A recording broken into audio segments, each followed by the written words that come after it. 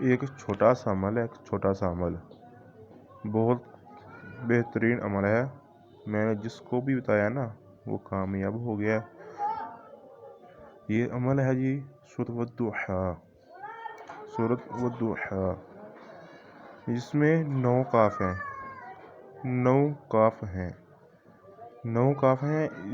ہر کاف پہ یا کریم 9 مرتبہ، ہر کاف میں یا کریم 9 مرتبہ پڑھے، انشاءاللہ وہ اس کی ہر حاجت پوری ہوگی، ہر بیماری دور ہوگی، ہر مشکلات کا حل ہے یہ۔